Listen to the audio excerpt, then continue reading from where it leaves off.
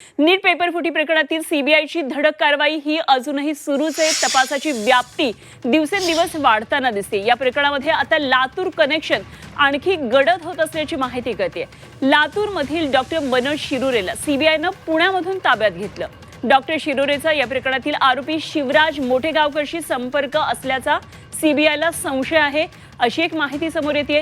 तेव्हा या पार्श्वभूमीवर सीबीआयकडून सखोल चौकशी सुरू आहे आणि या चौकशीतून समोर येणाऱ्या माहितीच्या आधारे पुढची कारवाई केली जाणार असल्याचं सूत्रांनी सांगितलंय।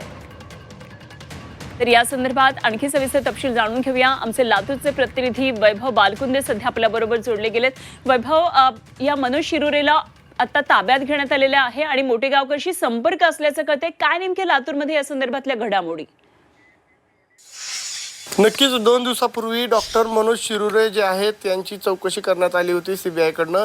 अनेक धक्कादायक माहिती जी आहे ते मनोज शिरुरे यांनी दिली होती अशी माहिती मिळते। त्यासोबतच पी.व्ही. कुलकर्णी जो रिटायर प्राध्यापक होता, जो पेपर सेट करायचं काम करायचा, तो लातूरमध्ये विशेष क्लास भरवायचा अशी सुद्धा माहिती आहे। जो डॉक्टर जे आहेत ज्याच्या सीबीआयच्या ताब्यात आहेत त्यांच्या हॉस्पिटलमध्येच तो जो पी.व्ही. कुलकर्णी आहे तो क्लास भरवायचा आणि त्या ठिकाणी लातूरचा जो दिग्गज क्लासवाला आहे मोठेगावकर याचा मुलगा सुद्धा त्या ठिकाणी जायचा अशी माहिती आहे। त्यासोबत अनेक जे 2-3 डॉक्टर आहेत लातूरमधले त्यांचे मुलं सुद्धा त्यांच्या क्लासमध्ये जायचे अशी सुद्धा माहिती आहे। त्यामुळे एकंदरीत पाहायला गेलं तर लातूरमध्ये सीबीआय जे आहे ठाण मानून आहे। त्यामुळे अनेक धक्कादायक जे तपास जे आहे ते सीबीआयच्या हाताला लागलेले आहेत, अनेक धक्कादायक माहिती लागली आहे। त्यामुळे पी.व्ही. कुलकर्णी असेल त्याचे पाय जे आहेत ते आता खोला जात आहेत, मोठेगावकरचे पाय खोला जात आहेत, कारण ह्याचा मूळ सूत्रधार जे आहे मोठेगावकर असल्याचं बोललं जात आहे। त्यामुळे जे डॉक्टरांना ताब्यात घेतलंय पुण्यामध्ये आता त्यांना अटक सुद्धा होऊ शकते अशी परिस्थिती आहे। काही वेळात सीबीआय त्यांना अटक सुद्धा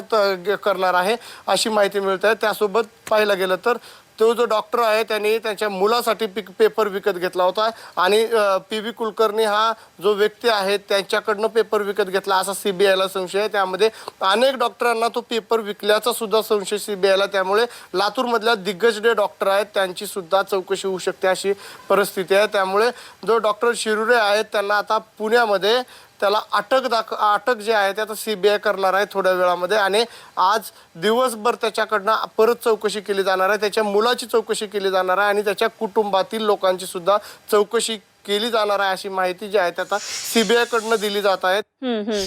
निश्चितच वैभव, या सर्व घडामोडींवर लक्ष ठेवून वेळोवेळी आपण चर्चा करूया, आणखी माहिती जाणून घेत राहू। वैभव बालकुंदे आमचे प्रतिनिधी आपल्या बरोबर होते।